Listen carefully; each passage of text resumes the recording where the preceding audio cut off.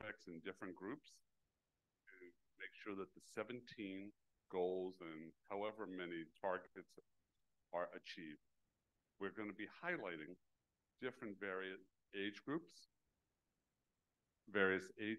as well as different approaches from our panelists today.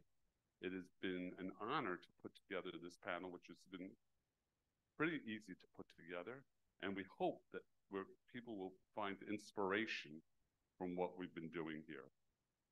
We're going to be starting our presentation today with Paul Nathanson, who is one of the most significant members of Grey Panthers. Some of you may remember Grey Panthers from back in the day, which was the ultimate activist organization for older people and social justice in the United States. Now, Paul is going to be talking about how to, what happened back in the day and why it's still important today.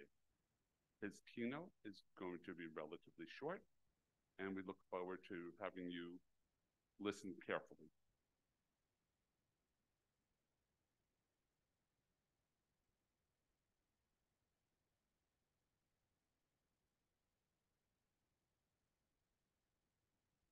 Shall I start? Okay. Okay. All right, so I'm going to start.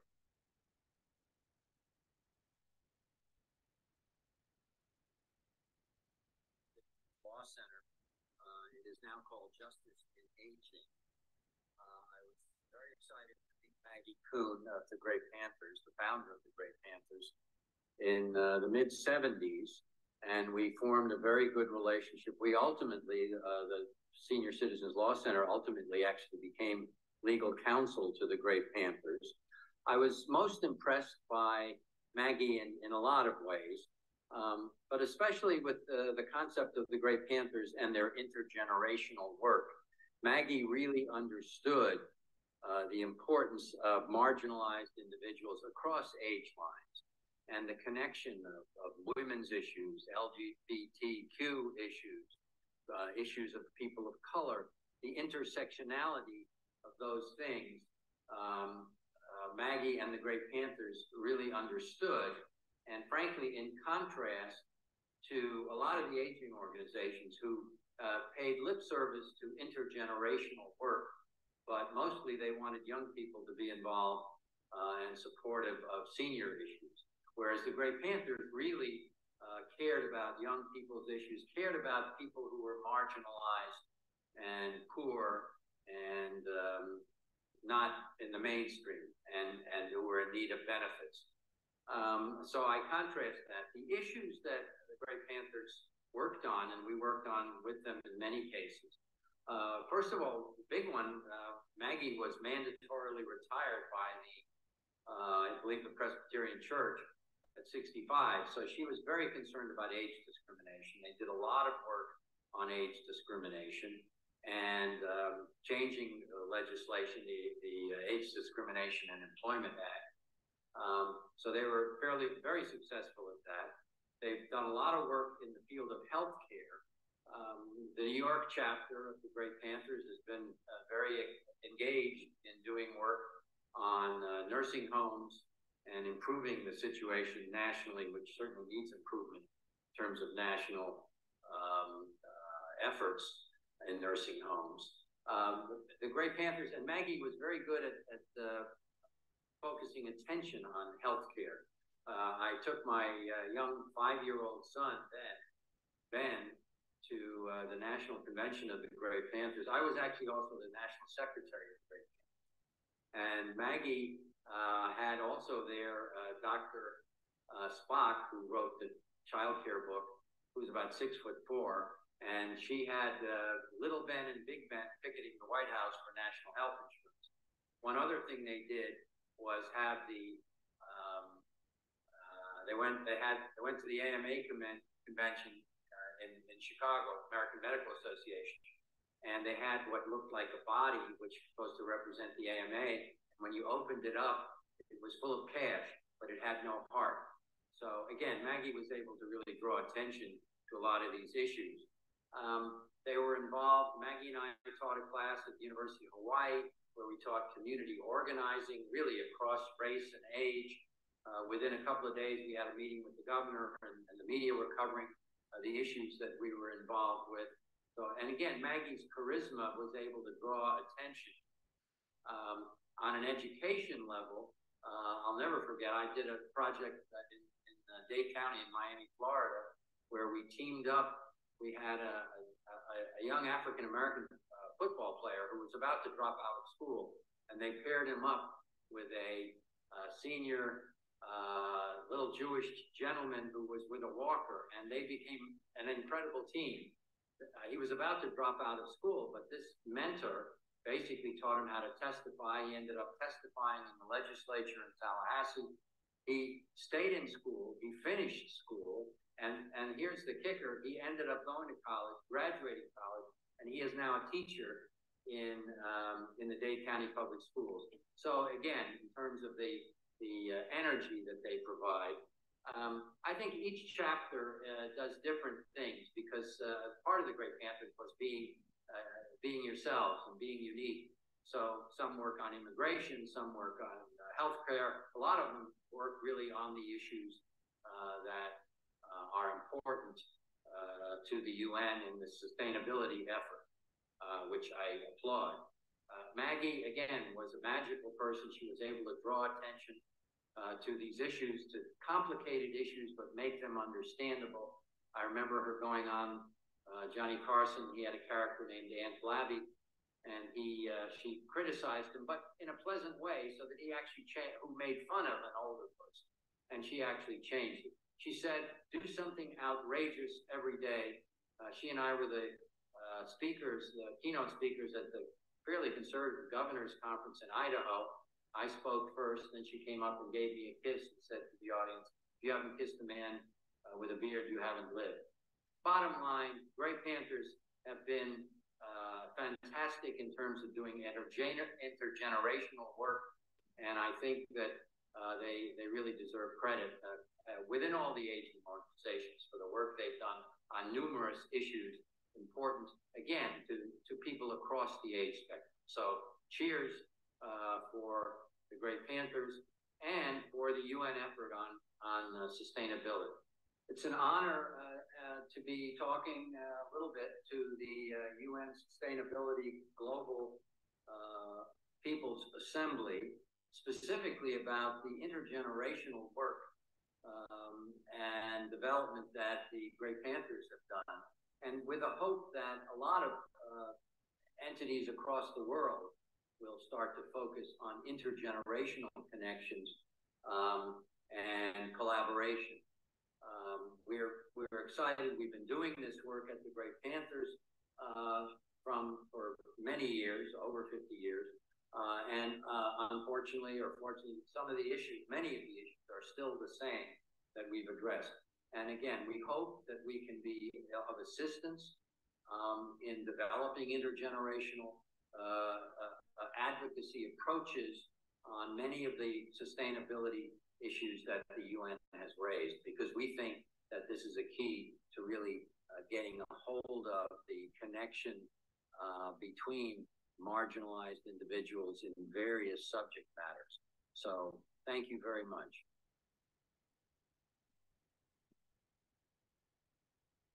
Paul, thank you very much for an inspirational message. And where, it kind of sets the scene for what we hope to accomplish today. What we're going to do is we're going to start with actually our youngest speaker, who represents how older people, younger people can be working together. I have not had the opportunity to meet with him for a long time, but Lukman, who's 16 from Bangladesh. He's a young leader who's been actively leading community change by engaging with peers at local child forum to address issues of children's rights, participation, and protection.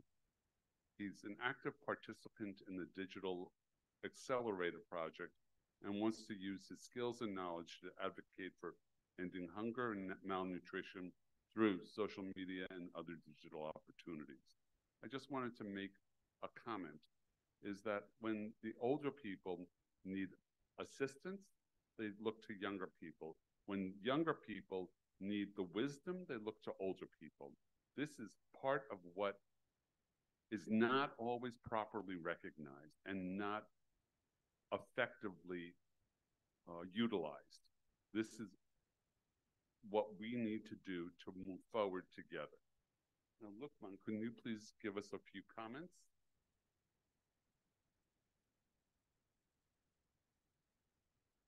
Good afternoon, everybody. This is Lukman from Bangladesh. I am 16 years old and working as a child leader. Today, I feel so proud to have the opportunity to speak here. We know today's children are tomorrow's future, but this future generation are unprotected, who cannot exercise their rights and cannot enjoy their life in its fullness. We are called as vulnerable group since we are minor. We are at risk to be abused and victim of violence to physical and psychological, both from family to community. Child From, always supported by World Vision Bangladesh, is such a platform that creates prospects for leadership development of the children, which helps to empower them and protect their rights. We are happy to be part of this program since it's fully child-led initiatives which help to instill dreams in children and make dreams come true. Child and Youth Forum works at 6 levels: village level, union level, upazila level, district level, and national level, regardless of religion, color, and race, and age. Our focus to empower all children to ensure equality, diversity, and mutual understanding, and collectively raise their voices against those barriers. Currently, 1,72,043 children and youth under 2,328 child forums and 100 youth forums are working across the country. These child and youth forums are well recognized by local administration, local government, and police for their good work, particularly to prevent child marriage at community with village development and child protection committee. In last 1 year, about 400 child marriages have been prevented by these forums. I am saying again, 400 child forced marriages have been prevented. 218 villages have been declared as child marriage-free villages. We regularly consulting advocacy with local and national government for increasing child budget and ensure child participation at all levels. We are happy that we have established ourselves as change makers in our community. If any child marriage and child violence happened in community, we are called and to protect them. So tell us whether it is not a matter of less pride.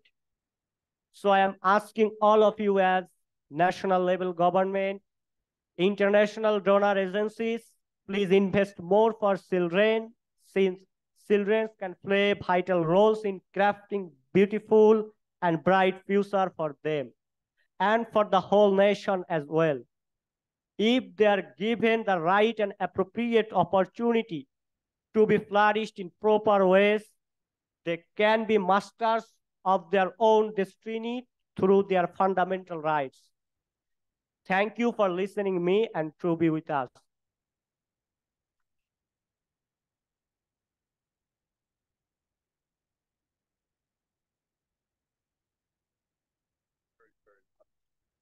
It was useful to hear your perspective and to understand how the beginnings of older people, younger people, intergenerational, working together to achieve common goals.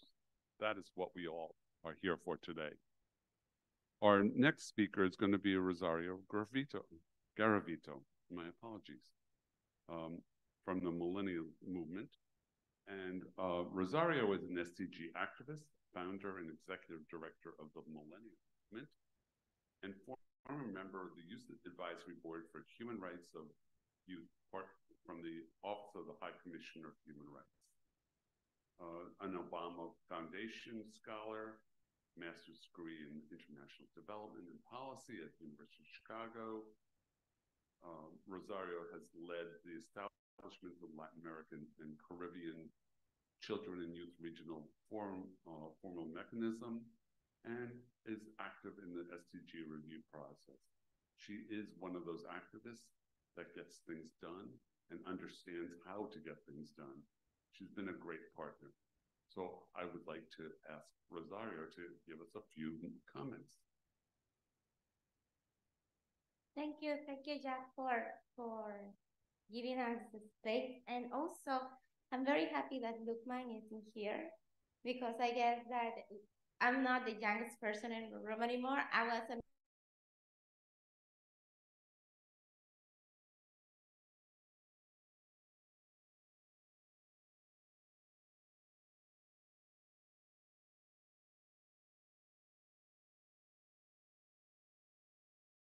that we have this intergenerational approach as millennials to collaborate with the younger generations that are doing things, but are also facing different crises, and most likely are going to be the ones more affected by them, and dealing with them whenever they grow up or they keep growing up. So something I guess that is important, and focusing on where are we now. We are on the frame of the SDG Summit, the midterm review of the 2030 Agenda for Sustainable Development, but also we are days from the UN General Assembly, and it's been half the time when we start implementing the 2030 Agenda.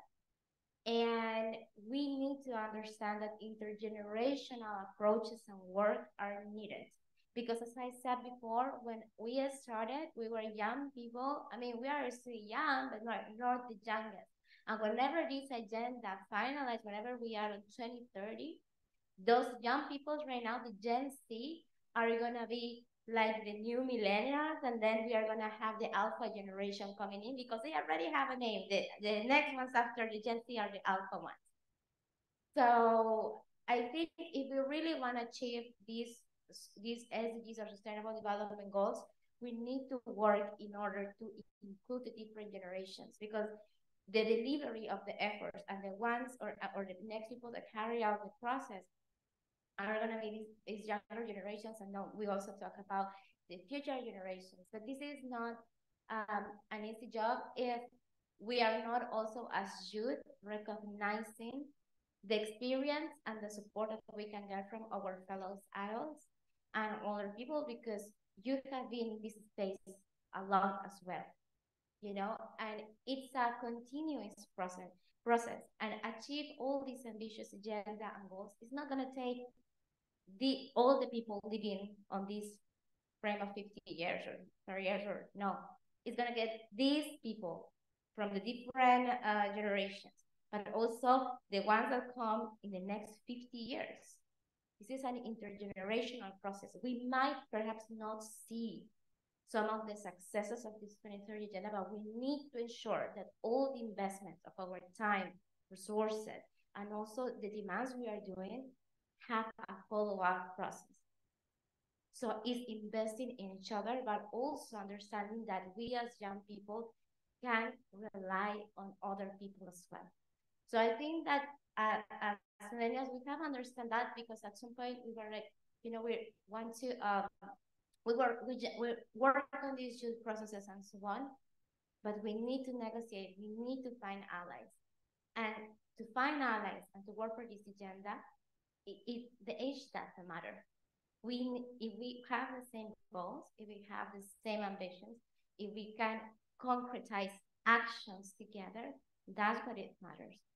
So I really thank you all for being here for this space, Jack, but also I call you now to work on intergenerational approaches. This means different generations. Let's fight ageism and let's move forward with this agenda, ensuring that every person in every single moment of their life can be, and their expertise and also their potential can be recognized for this process, and all this potential can be used as well to advance on this agenda. So thank you. Rosie, God bless. One of the things that I noted from your presentation was your emphasis on establishing concrete items to work towards and to bring allies together.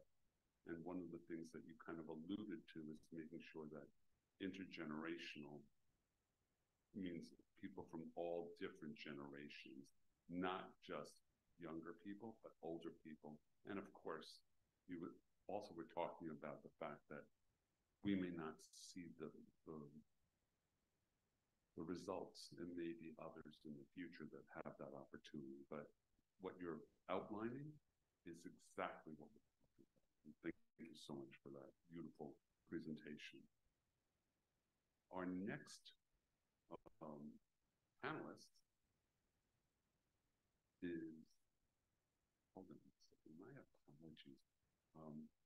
This lovely lady to my right is Nuru Maro. She works with the Tanzania Human Rights Defenders Coalition in the African Liaison Office of the African Union. She's worked with various groups and NGOs and is working with a coalition of NGOs here in Tanzania, does advocacy, training, monitoring, evaluation in different topics. And she's a good public speaker. What I'm thinking is that one of the things that all of you will be able to understand from this panel is the diversity of views, the diversity of ages, the diversity of opportunities to collaborate. And I'd like to offer her a few moments to make comments. Thank you. Thank you, Jackie. As introduced, my name is Nuru Maro, and I work with the Tanzania Human Rights Defenders Coalition. We are a network of about 200 and 7 human rights organizations. Yeah, and implementation of SDG is one of our priority. So I would like to appreciate the presentation of my colleagues, Lukman and Rose. And for me, I will go direct to typical examples, how the theory generation can be integrated to achieve the Agenda 2030. And I will start with the last comment from Jack, that how using older people, middle people, and young people. I will start with the older people, or young people, like Lukman here. These are really mobilizers, guys. These are the people who mobilize to call for action. These are the people who mobilize resources and influence the middle age, who are the actors like us, the civil society organization, like government institutions, like leaders, and every stakeholders in towards attaining the sustainable development to take action. And again, we have this important group of people who are older people who are their resources. When these are the resources, knowledge, wisdom. These are the people who give us the direction because they have seen a lot, they have experienced a lot, they have seen the generation which we didn't, so they know the process, and we should use them, and everyone should be integrated. And we can say that one of the principles of the SDG is multi-stakeholders partnership. And as for me, I call for partnership for the young people, middle age, and older people too. We should have a concerted partnership towards achieving the sustainable development goal. I will cite a few examples from the SDG. For instance, as for me, I work in a human rights organization, and peace, justice, and strong institutions is my core business. How are we integrating the theory generation to achieve this goal? Starting with the older people, these are really, the young people, these are the Lukman here, they are really activists. are the one who call for action, the one who are mobilizing communities, are the one who, helping in raising awareness, are the one who are sending messages from the root cause of the problem, which is the community, and influence changes at the middle level, whereby activists, CSO, and the actors, they take action like influencing reforms so as people can promote and protect human rights, but also they influence access to justice, peace, and building strong institutions. But also the older people have been working with retired professors from universities who are knowledgeable, who have been lecturers for many years, and these people are writing books so as when they depart from this world, they leave their ideology with us, and the young people are using that knowledge to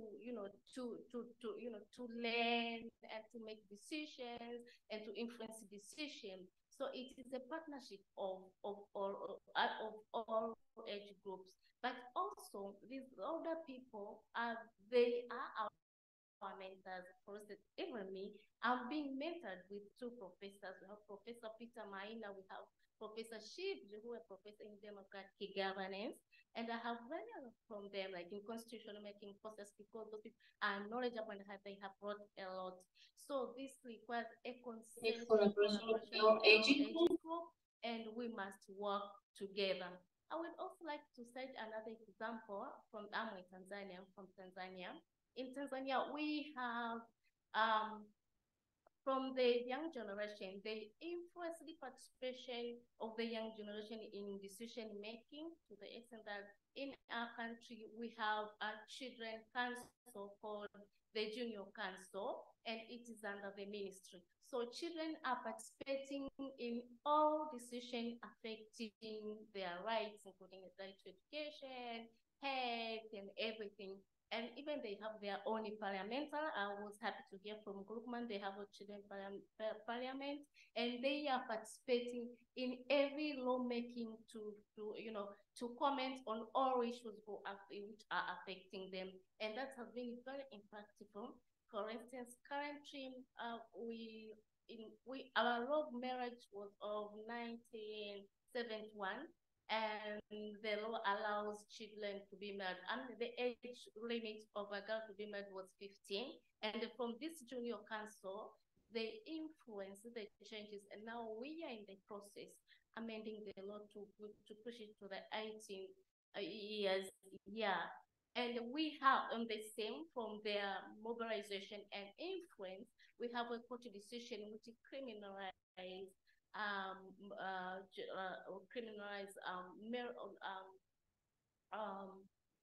child marriage, and we have decisions, but at the national level, regional level, at the global level, and we receive the same recommendation in the UPR process, like 16 recommendations on ending child marriage in Tanzania.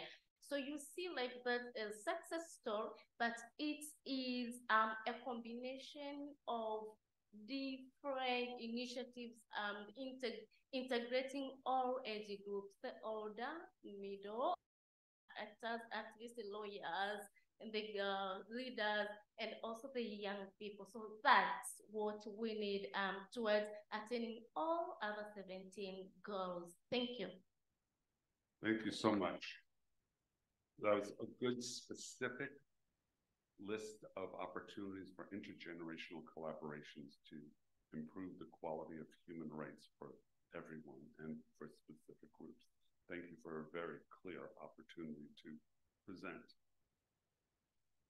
Now, our next speaker is Lani from My World Mexico.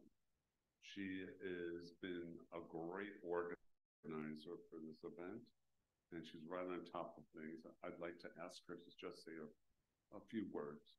Thank you. Thank you.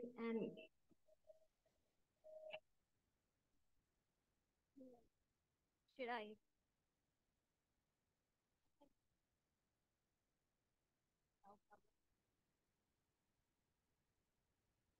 Yes.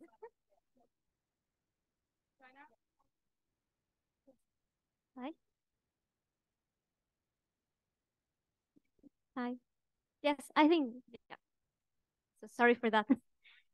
Thank you, Jack.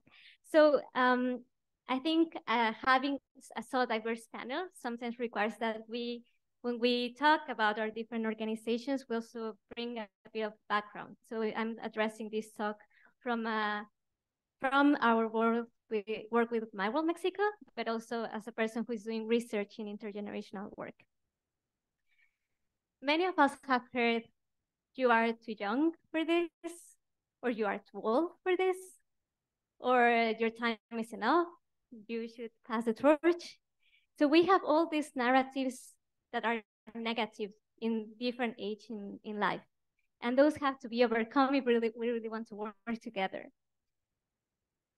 When we talk about intergenerational participation, I think that it involves that all this participation is meaningful. And what do I mean with that? Sometimes we are taken to the building in front of us as tokens to be in the picture or to have a speech, any age.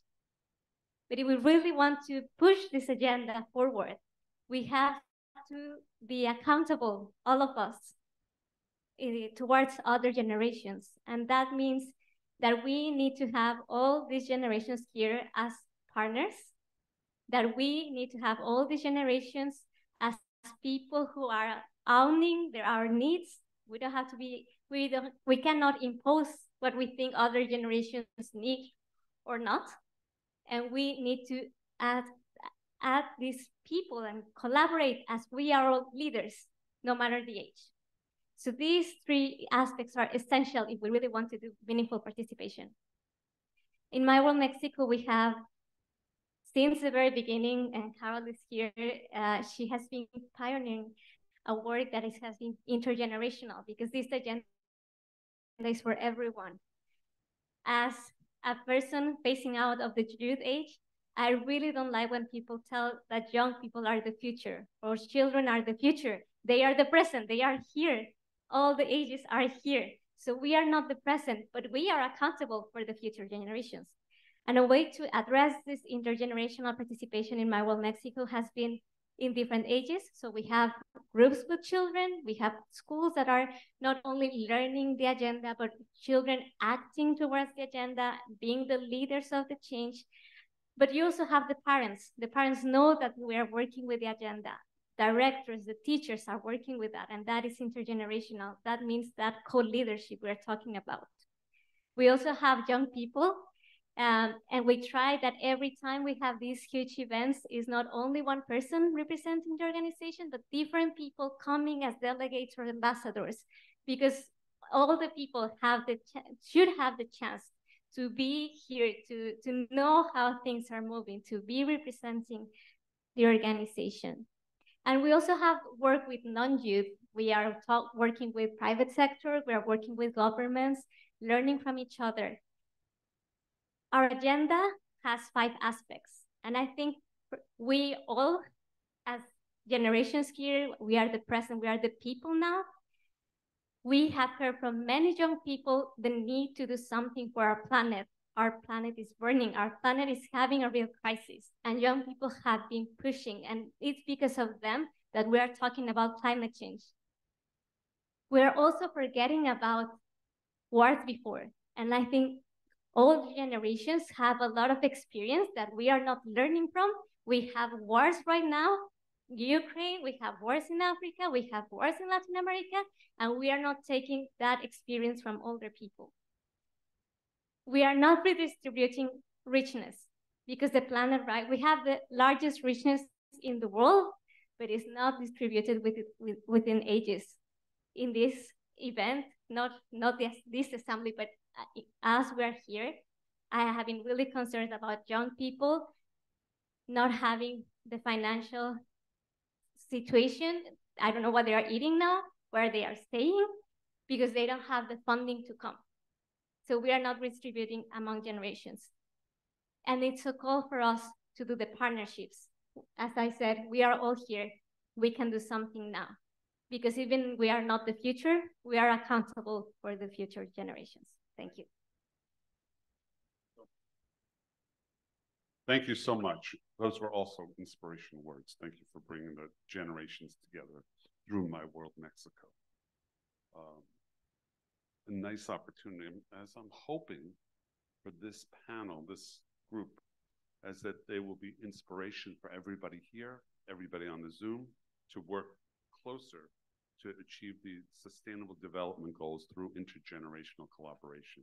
This is an opportunity and has not yet really been, that has not been properly utilized. This is an important resource for the world that we have, how many, 7 billion, 8 billion people? It's an opportunity. Let's move forward on that. Our next speaker, hold on one second. Yeah. Our next speaker is Derek Walker. I'm very curious to hear what he has to say. He is the Future Generations Commissioner for Wales. And this is a new position in Wales. And let me, when I have his bio, which is quite interesting. Wales is the only country in the world with a Well-Being for Future Generations Act, and the role provides advice and support to government and public bodies to take a long-term view on policy decisions. It's to protect and promote the needs of future generations. But I do hope that the people who are already living are not ignored. This is always a danger when they talk about future generations, that they particularly ignore older people.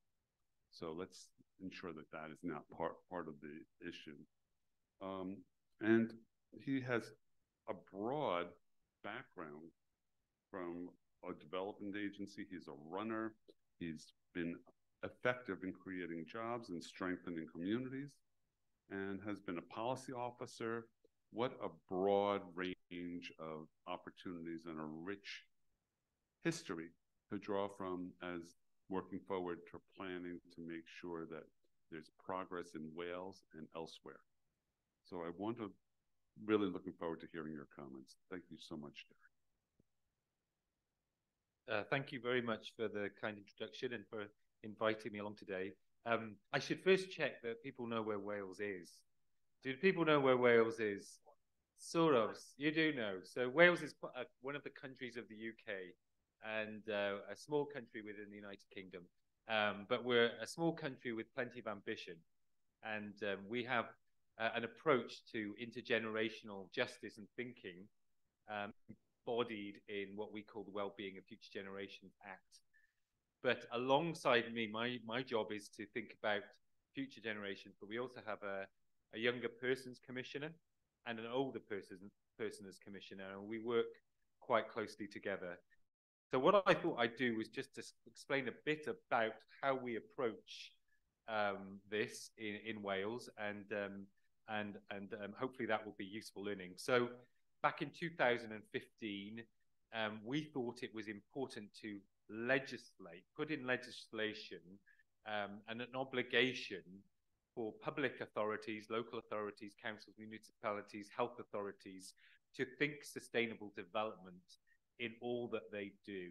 And we did that through the Wellbeing of Future Generations Act. So we've encapsulated the SDGs and put them into our own law.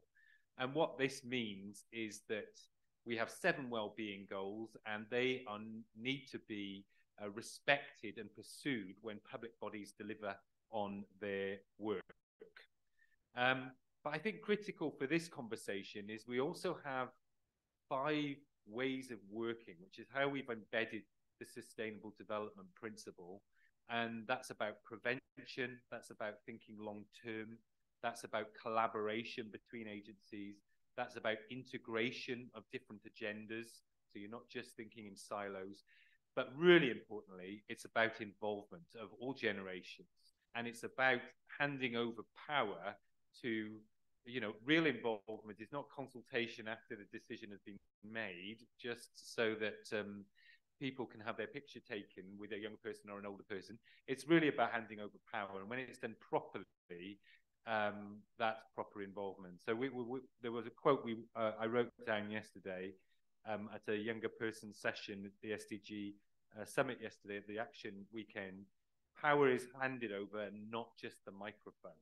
And I think that's crucial, isn't it? That this involvement is about handing over power to younger, older people, those people who are going to be affected by decisions, so that they can have a say in how things are done. So we're really proud of this legislation, and we know it's starting to make a real difference. So we are seeing some radical changes in line with the SDGs, and some significant impact as a result of the legislation. So, for example, today there is a law come into place which has reduced the speed of the roads from 30 miles per hour to 20 miles per hour on local roads. It's very controversial, but that's about better air quality, reducing casualties, particularly among children, preventing, I think, 10,000 casualties a year potentially, many casualties. So it's a really interesting step, and it's all part of a wider transport strategy which has seen a moratorium on road building, a big increase in budget for active travel, and a big cut to the budgets on road building. So it's seeing real change in our country as a result of this legislation. But I just wanted to end with a few points, I guess. There are other examples I can give perhaps in the discussion. To make this successful, and where I've seen the best evidence of impact is where citizens have been closely involved in those decisions, as I've just been saying. And I think my job really in this role is to empower. If we're really going to make the progress we want to see, we need people, not just me as a commissioner, going to the councils and municipalities and saying, hang on a minute, you haven't done what you're meant to be doing here, and really seeing people power in action to make change happen. Second point to leave you with is we're very proud of this legislation, don't get me wrong, and it's making a big impact. But legislation is not enough on its own. There's the hard work of change around capacity, skills, resources, scrutiny, accountability that is required to make stuff happen. And finally, I want to say, as we're here for the SDG weekend, I think the initiative around a UN envoy for future generations would be a really welcome step, so that we're thinking longer term and we're putting that perspective onto a more sure footing in UN discussion. So I hope that's given you a bit of a flavour of how we've approached it in Wales, and I'm really looking forward to the conversation. Thank you very much. Thank you. Again, inspirational and thought-provoking. What you're presenting to us is an opportunity for not just planning, but how do groups based on age and based on other criteria work together to plan for a better future. And the SDGs are obviously a vehicle for not so much concrete, but they've identified many concerns. When you were talking about, sorry about that. What the? Oh my. All right, sorry about that. I was timing everybody. So then the timer just went off. But it's not that they were concrete, but they identified many concerns. One of the things that you identified was road safety. And that is part of the SDGs as well. So, tackling that, however it's going to be tackled, is an important concern for every country in the world and for every human being. So thank you very much for doing this. Now, we have been concerned today that we don't have, that our time may be truncated. Our next component of this session is that we're going to do some question and answers. And Sylvia, would you be so kind as to lead some of the questions and answers, or field some of them? Yes, please, and take the appropriate seating.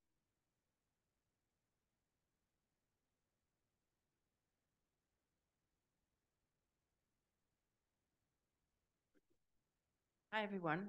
My name is Sylvia. I am Sylvia Beales, and I work with the Grey Panthers.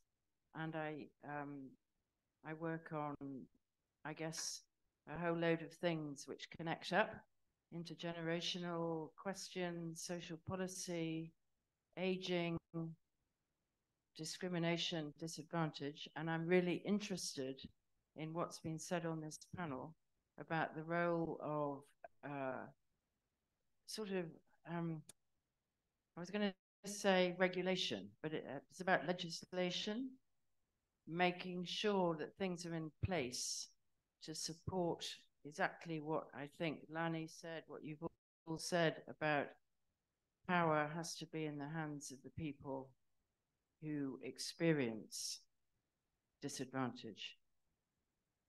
Because if it's not in their hands, nothing will happen to change it. So I wanted to thank you all for your contributions. And now is the time, really, to invite people to ask questions. But I just want to say, I want to perhaps shape it a little bit. It's been said that, I think you just said it, didn't you? Empowering people to demand is part of the legislative process. That's quite a challenge. People demand not to be run over by cars. And when you say it's only 20 miles an hour in a car, people get very upset because they can't get to their things on time, right?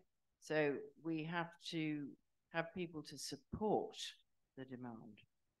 And for younger and older people to work together, they need to understand they're not in opposition to each other.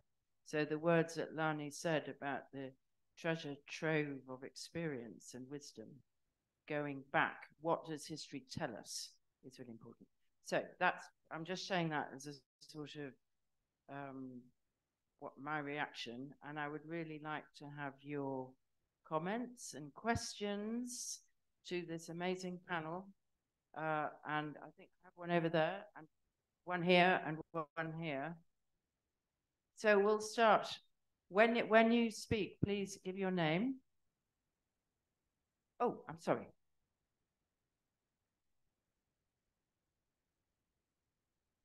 Hi, everyone. Thank you for such an amazing panel. My name is Carol Arámbula. I'm actually the director and founder of Myro Mexico. One of the things that I forced my team to do was just to do these processes by themselves. It's just like passing the torch. We started 10 years ago, and for me, it's very, very important for having them both empower and demanding action. I got really interested in what you said. Once we reach policy, once we, as citizens, as young and old, we're able to put the institutions in place in order to have that policy even reinforced. What happens when we have a lot of noise around? What I mean by that, we have people denying climate change.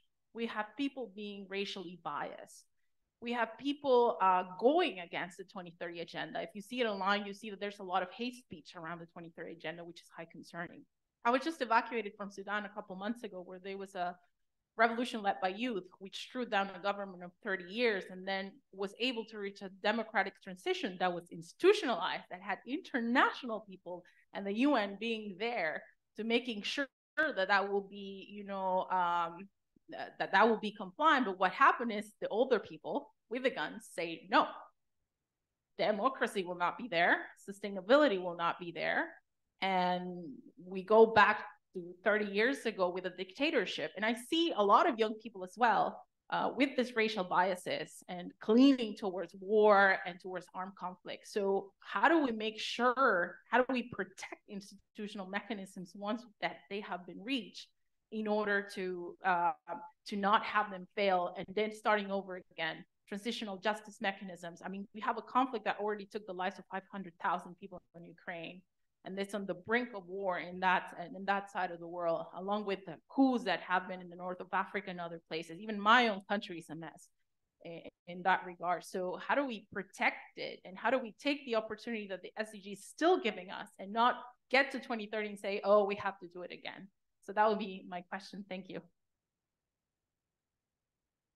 Can we get any of the panelists?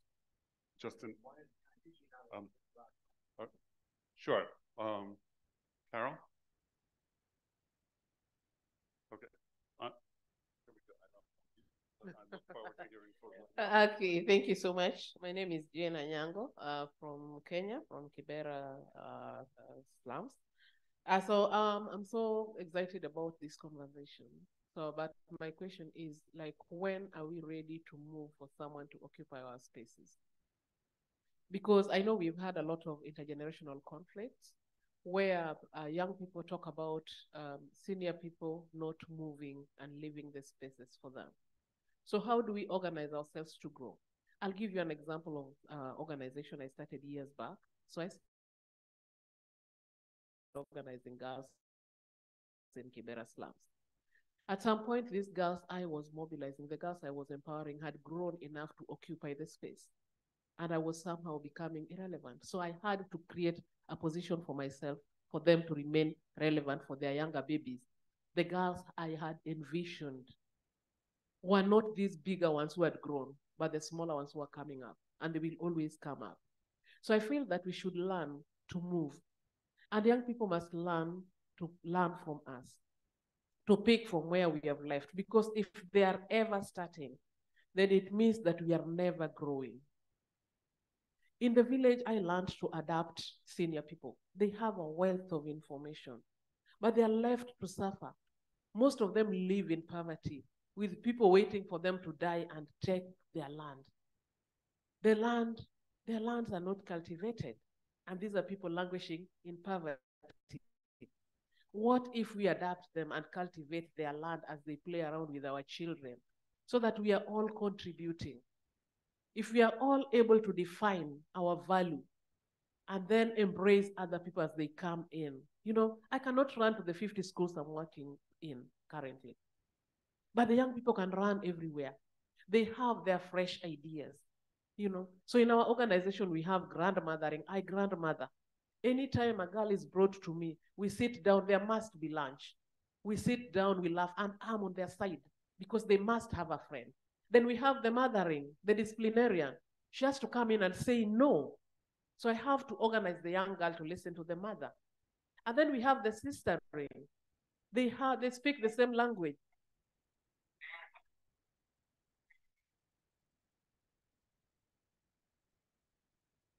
So.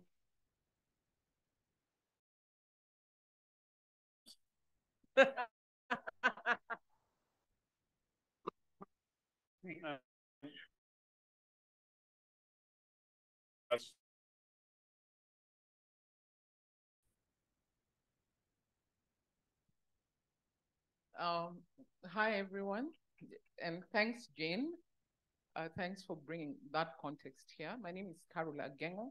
I work for Help Age International, and I want to start with something that I love saying. Aging is cool. That's why everybody's doing it. So, and all the young people in the room, you will grow old. Okay. Yeah.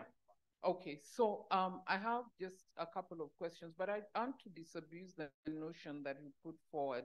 Sudan was not about young and old. And I think it is unfortunate to take a conflict of the proportions of Sudan with all the underlying issues and simplify it to an issue of young versus old. Yeah, it was much more complicated. It was not young, old people reverting back to dictatorship. So I wanted to correct that. And anyone willing to speak about Sudan, I'm happy to. I've worked around that conflict for a very long time. But coming back to the issues of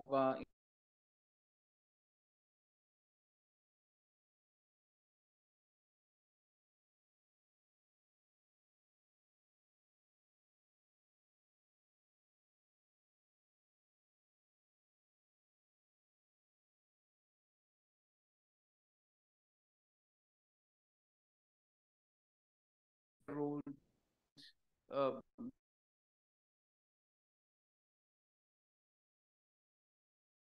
and I still am here. The issues have not changed significantly.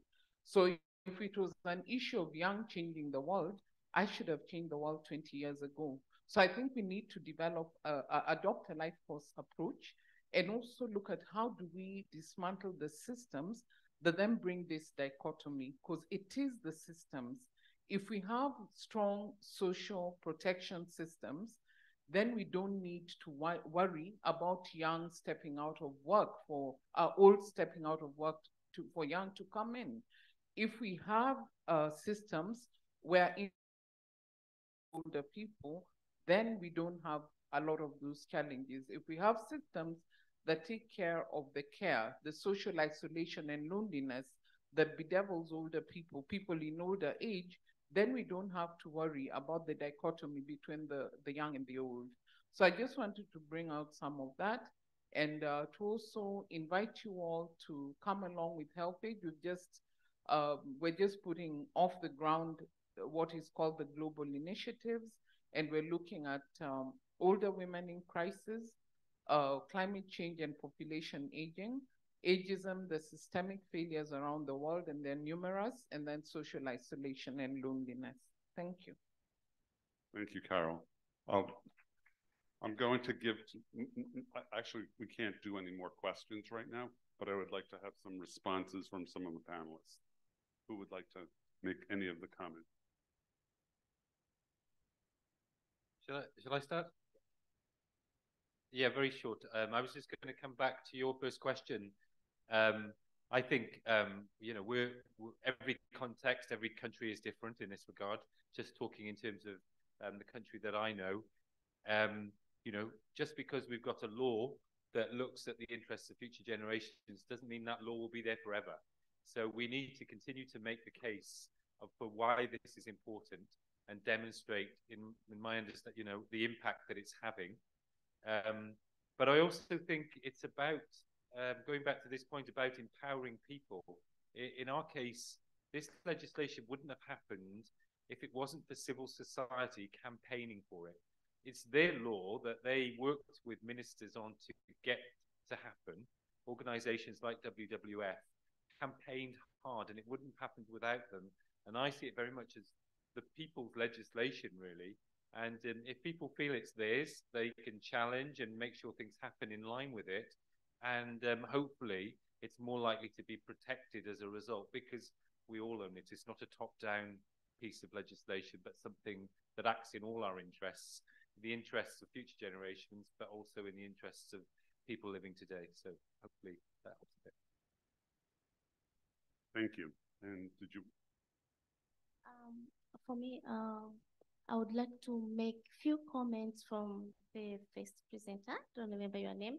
You asked that young generation have been a lot taking transformative actions towards peace, strong institution, and access to justice, but the older generation have been, you know, taking us back, like, you know, they're not accepting democratic transformation. And I think for all of us, we should reflect on effectiveness on the institution which we have at the UN, because to appreciate what the initiatives from the young generation, we must have a strong institution to protect what have been transformed. This we have the UN Human Rights Council, we have International Court of Justice, we have the UN Security Council, but we also have a treaty-based court, the ICC, the International Court of Justice. Let us reflect as we are convening the General Assembly, what are the effectiveness of these institutions, because if we do not have strong institutions, it will be a vicious cycle that we are transforming and going back always in. How are these states being responsible for taking us back to where we came back? Because you see, for instance, the Russia and the Ukraine war, we can see how it's taking us back the world globally, not only in Russia and Ukraine, but it is affecting us, and it is affecting all 17 goals. What is the effectiveness of the UN Security Council, and how are they taking measures to make sure that we are not falling back? but also we should also reflect on the implementation of general observation and recommendation from this institution, because we have laws, we have the UN Charter, we have decision from the court.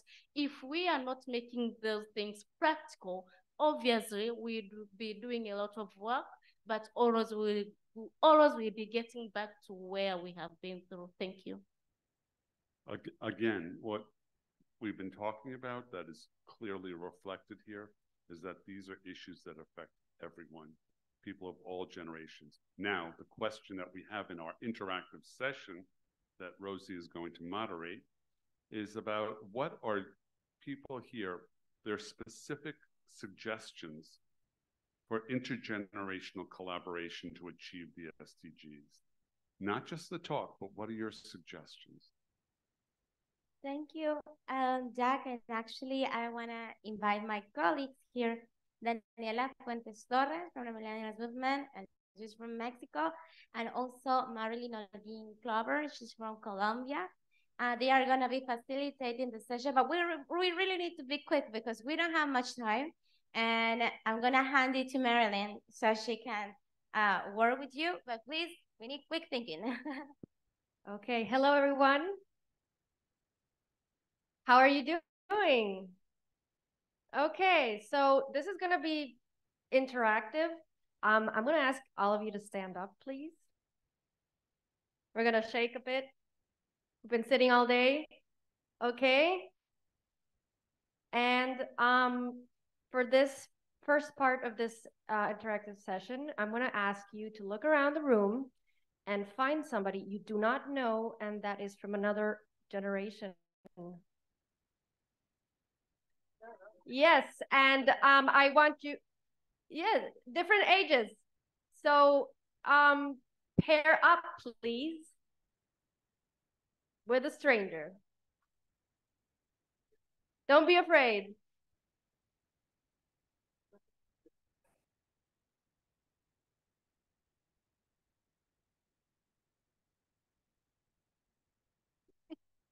Okay, is everybody paired up? Great, so we're gonna take 30 seconds or more, like a minute. I want you to answer the next question. We're gonna have 3 questions. So I'm gonna first say the first one. I'm gonna keep you all, waiting to see what's the next. So the first one, I want you to speak to the person you're with and tell them, how do you feel right now?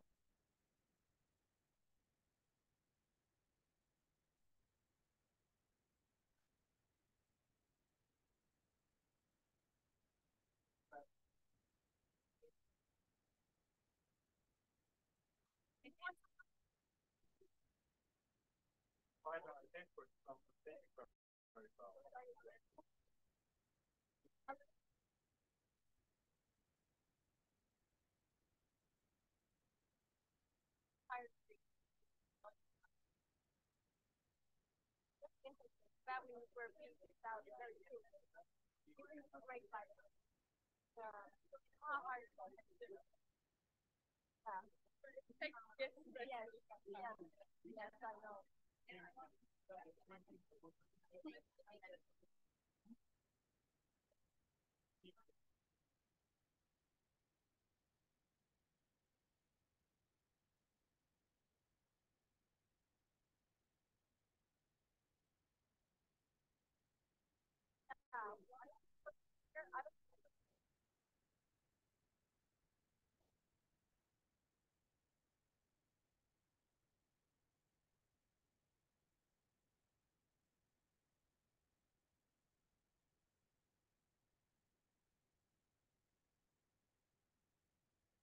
Okay, I think we give you a little bit more than 30 seconds. Are you ready for the next questions? The second question out of 3.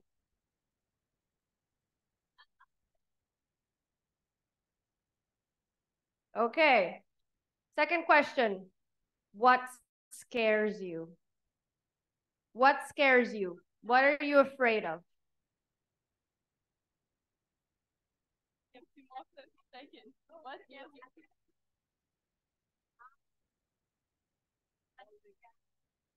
First, I was like scared of myself. I was scared of myself and maybe of not fulfilling my potential. Yeah. Yeah, what about you?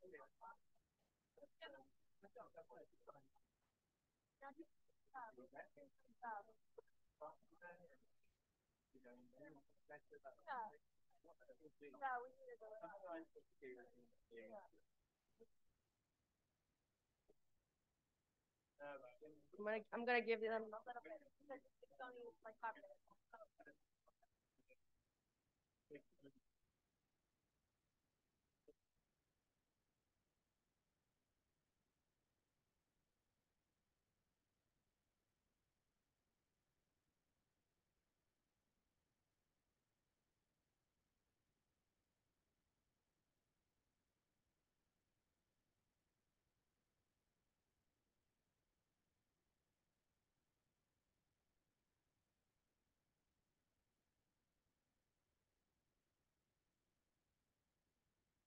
Okay, everyone, we are on time. So 2 more things I'm gonna ask you. One is share what excites you, what are you passionate about?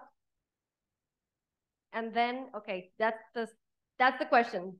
Then we have one more thing and then we'll be finished with this part, okay? So what are you passionate about?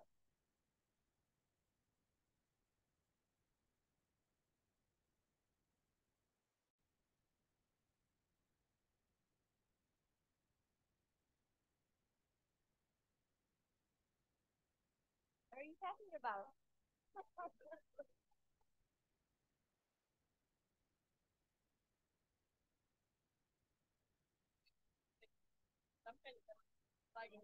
Yeah, yeah, me too. I'm gonna go halfway. Yeah, you're not gonna worry. What do you do?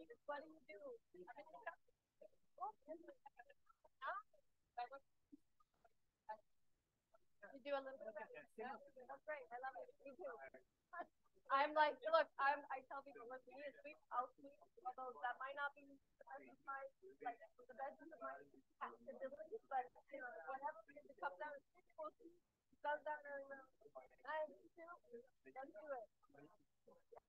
Yeah. I'm passionate about nature, the environment, people. Yes.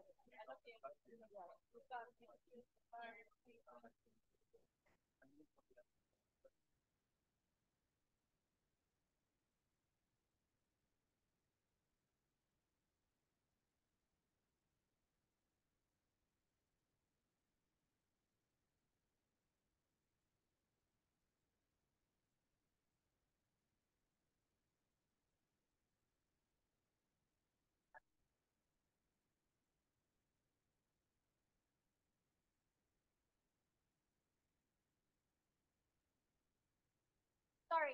Okay. You want some help? Okay, everyone.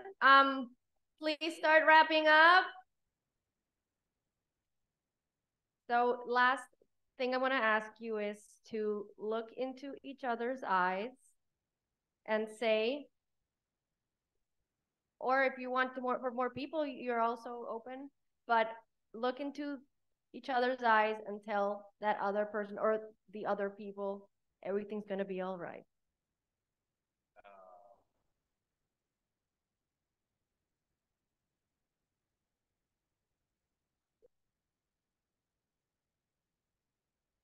And you can hug if you want, if you feel comfortable.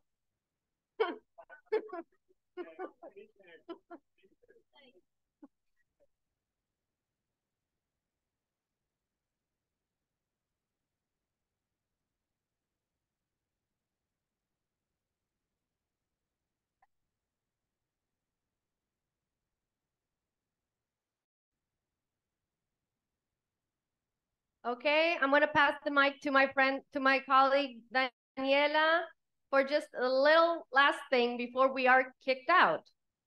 Okay, so now you can stay in partners, in couples if you want, very quickly. So I just would like you to reflect about why this conversation was so important, all the takeaways that you're taking with you, and what comes next.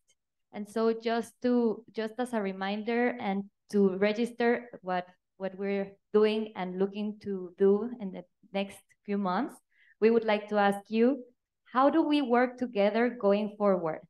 How can we bring ideas to start taking this conversation outside at a local level, at a regional level? An idea for us would be to create campaigns, one like intergenerational action to achieve the SDGs, or maybe you can start doing more programs that involve different generations. So please take a post-it and you can share your ideas, and at the end, maybe a couple can share them with very quick. All right. And you can pass them around.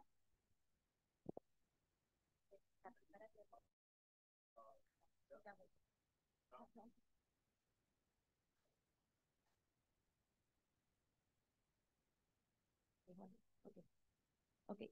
See.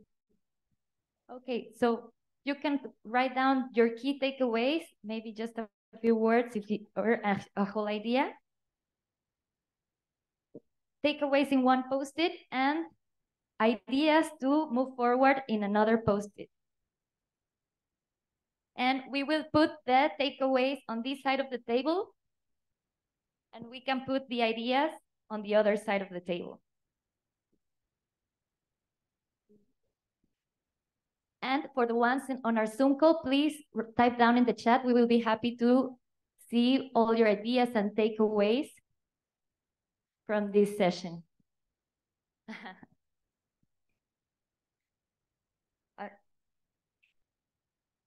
So remember, only 2 post-its, one with key takeaways and another one with 1 idea or 2, or as many as you want.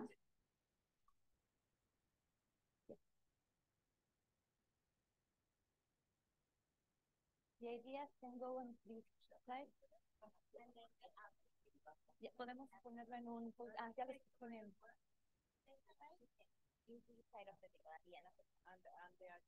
Yes.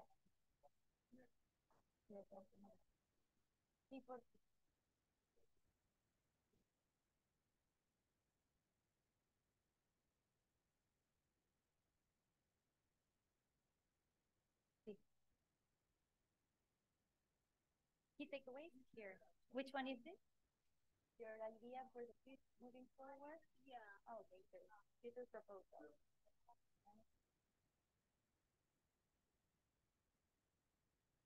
So please start typing down, your reflections, any reflections for your takeaways and your ideas. You can give them to me or come over to put them on a table board. Estas son las ideas.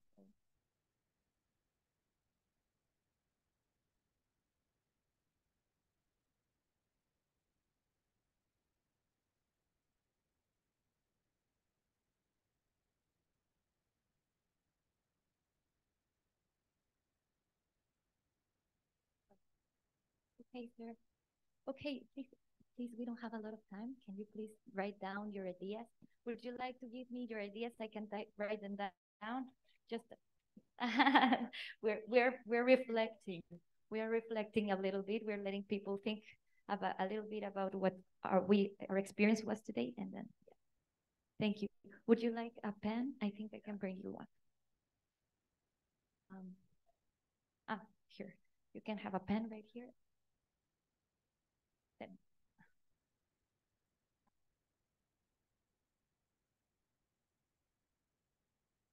Anyone needs more post-its? No.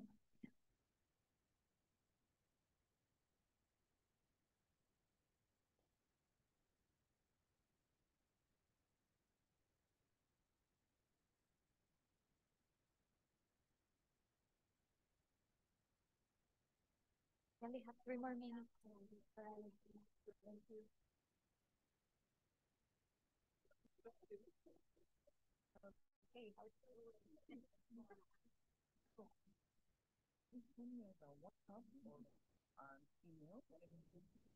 Okay, do you have your ideas?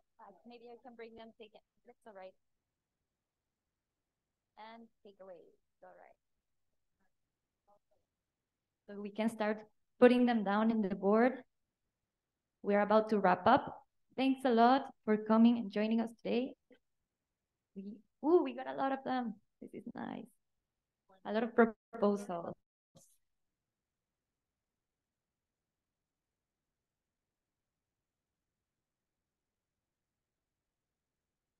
Yes. Well, maybe we will. Yeah. Yes. Otherwise, it will not finish. We have like 2 minutes before we start. Yes. Okay, everyone, we are wrapping up the activity. You can give me your post-its or stand up, and we will give the mic back to Jack for a wrap-up. Thanks a lot. Hello, everyone. I just want to say thank you so much for coming and listening. I can see from the many comments that we're getting in the post-its, I can see from the many comments that we're getting in the post-it that a lot of people have been, their creativity has been stimulated, and we now have an opportunity to come together and perhaps do something of significance individually and together. Achieving the SDGs through intergenerational collaboration is an essential component for achieving the SDGs. No group can do it by themselves. Sure. It would be, who's going to do the photo? Okay. So I just want to say thank you for everyone. And unfortunately, we are going to have to vacate the room very soon because the building is closing at 3 o'clock. So thank you very much, everyone, for coming and joining.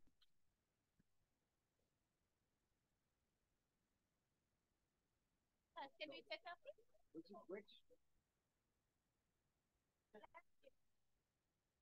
Yes, but he will cut to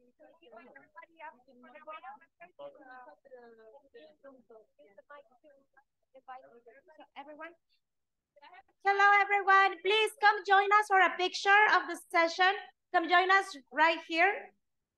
Please join us for a picture. Please join us, Let's get here behind the table. So please, yes, we are doing a photo together. So please join us behind.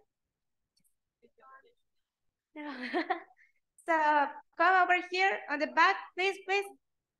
Tall people in the back, shorties on the front. Come on, let's go. Come together. Yes, we can also sit, or maybe like, no, wait.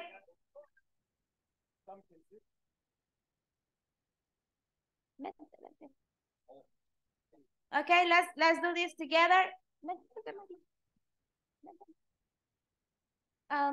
Please join us over here. All the people. Okay, so are you ready? Thank you. Thank you, Sylvia. Thank you.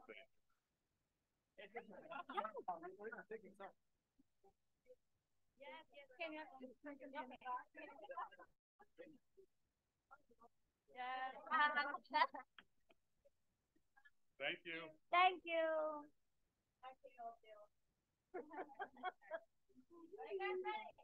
Yes.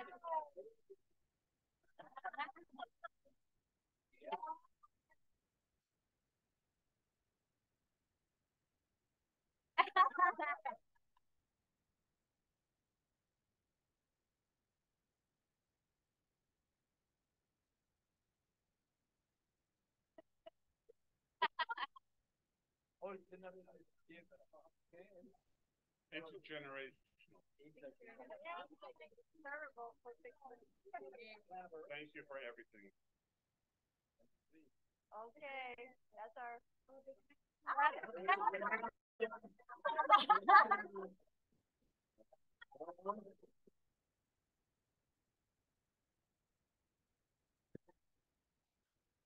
Morgane, Angéline, Elvira et Andrea, si vous êtes toujours ici, ou Ricardo, j'ai oublié qui étaient les interprètes pour l'espagnol. Un grand merci. I'm speaking French, sorry. Just a quick word to the interpreters. A big thank you for your work. I'm so sorry that we had these sound issues in the morning. Hopefully this capricious sound system will work better tomorrow. Thank you so much, guys.